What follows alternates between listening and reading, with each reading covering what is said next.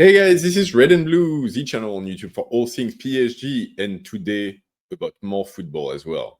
Because right now I want to talk about something else. I want to talk about Liverpool. Because if PSG's win in Barcelona was the big news coming out of day 2 of the Champions League, I think Liverpool's defeat in Turkey in Galatasaray was the other really shock result that drew a lot of attention in this second day of the Champions League. No drama in absolute terms. Losing in Turkey, it happens. It's 1-0 on a penalty.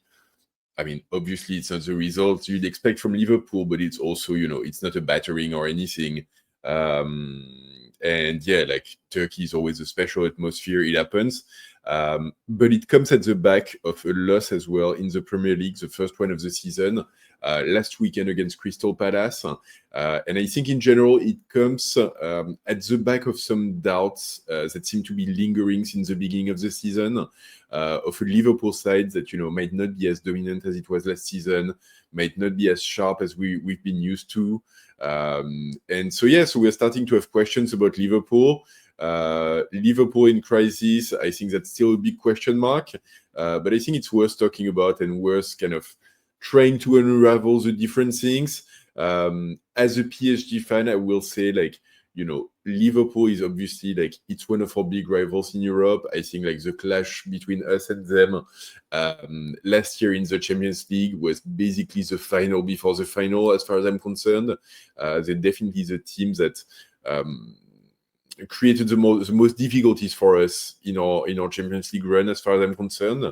And I fully expect them to continue being a really tough opponent this year.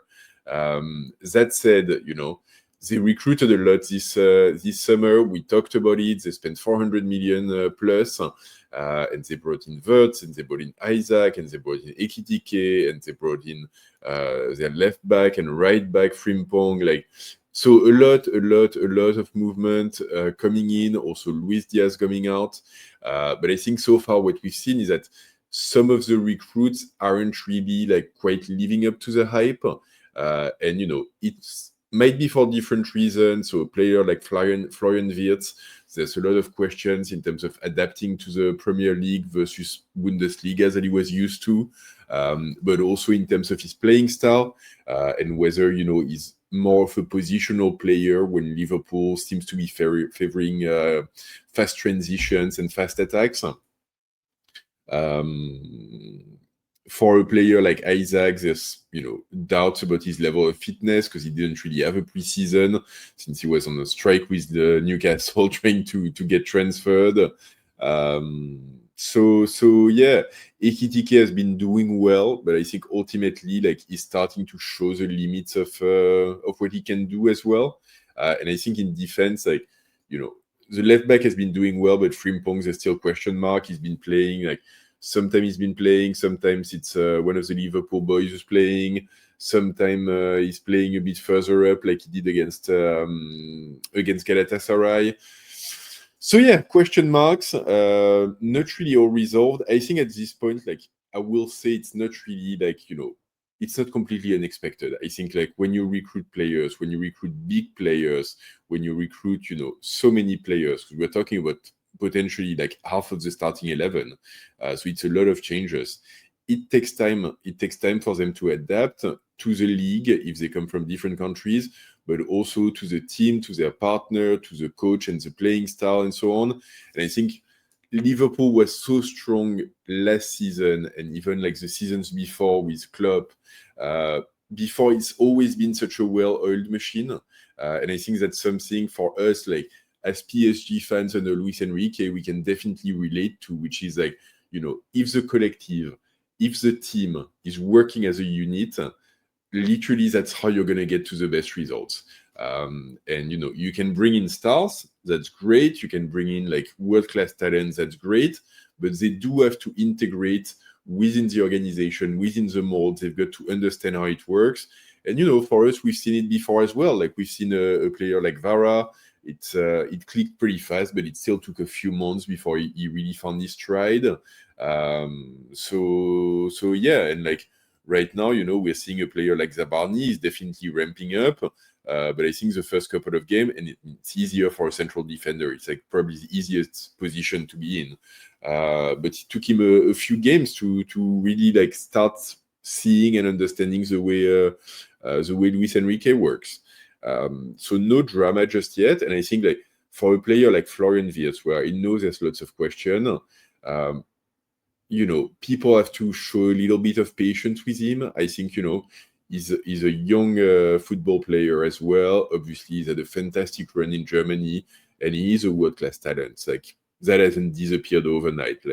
But he needs a little bit of time to figure out how his new team plays, what's his role in it, what's expected of him. Not only in general term, but if the ball goes to like this opposing player in this kind of situation, you go here, or like what do you do?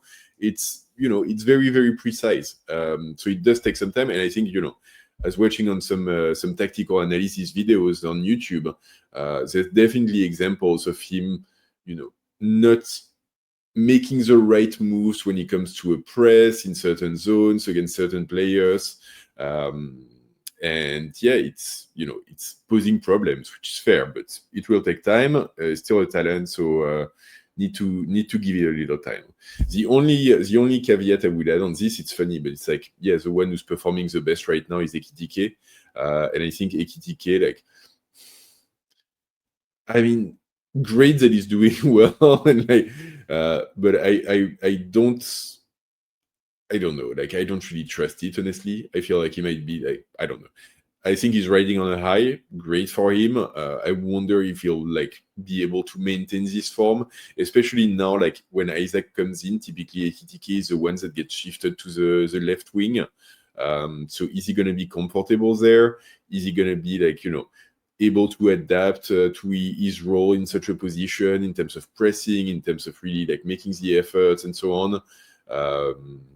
And yeah, honestly, like even because like he scored goals, but at the same time, like overall, like I think Liverpool's offensive production has been like disappointing in terms of shot quality and being able to convert their opportunities. And I think Ekitike, like I was looking at the Galatasaray game, and he's got like a huge opportunity where like he tries to do a back heel thing like he used to do in PSG, like 3 times a game. And it really like it made me giggle a little bit for the sake of it, but I'm like literally like you still haven't evolved from that. Like, just like take the right foot, nail it in, and like put it past the keeper. Like, and then like in the Premier League, idiot like celebration gets him a red card and gets him suspended for 2 games. Like, moves like this don't really like impress, and he's really gonna have to like put them behind him and put in like put in hard work.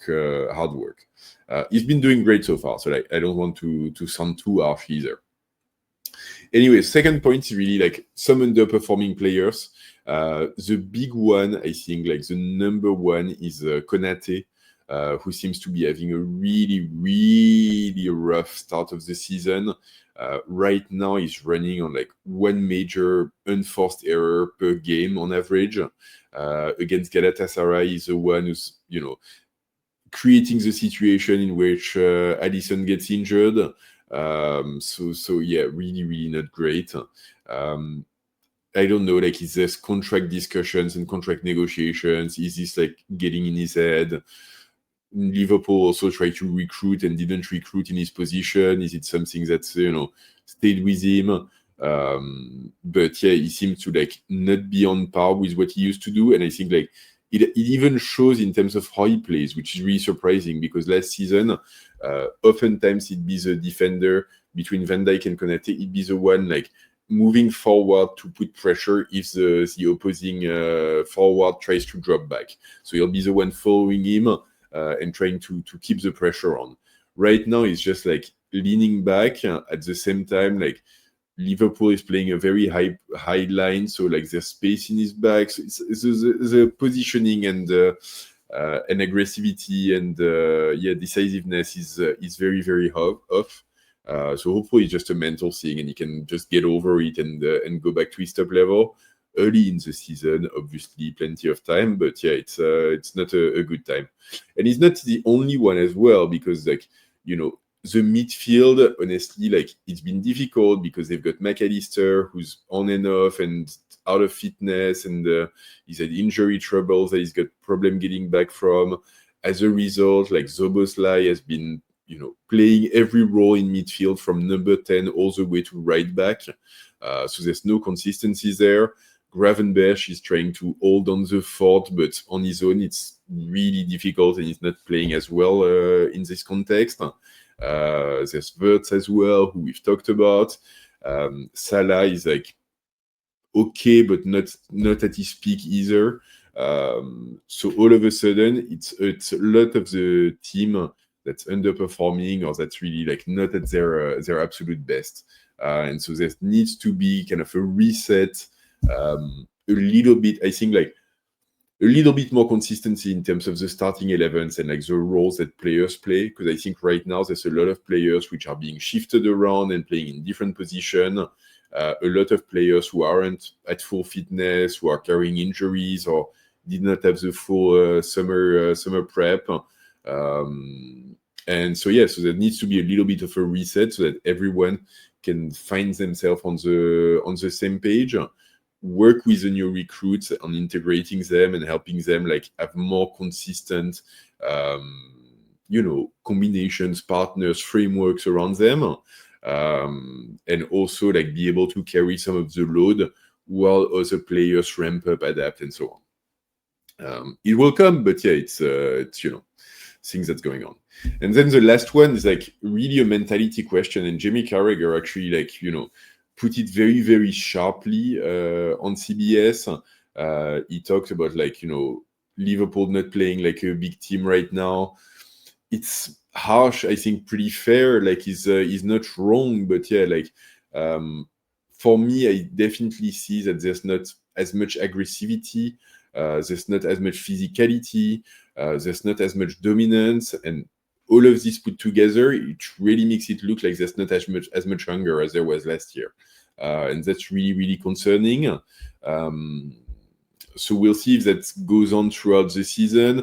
Obviously, it's a team that dominated the EPL last season, dominated English football, didn't go all the way in the Champions League, but did very well in the first part of the season. So, you know, players need to stay hungry. And for players like Salah, like Van Dijk, who've won a lot, who've seen it all, who are closer to the end than the beginning, like, you know, they need to show the way. They need to be the first one involved. And yeah, other players who are critical to the mentality, like Mac Allister, for example, need to ramp up. So all of this is posing question. And I hate to say, but obviously, like, they had some like pretty shattering news over the summer with Diogo Jota and so on. So you've got to wonder what that can do to like the players individually, but also like to the collective and the squad and the environment.